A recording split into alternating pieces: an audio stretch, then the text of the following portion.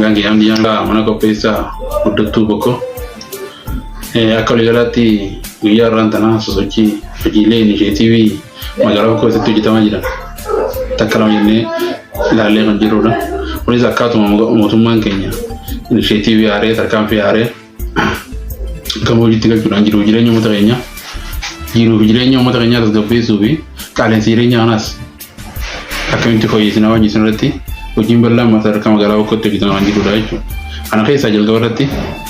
uji inisiatif horsel kudi, ilam berarti ori ananiti, tiang se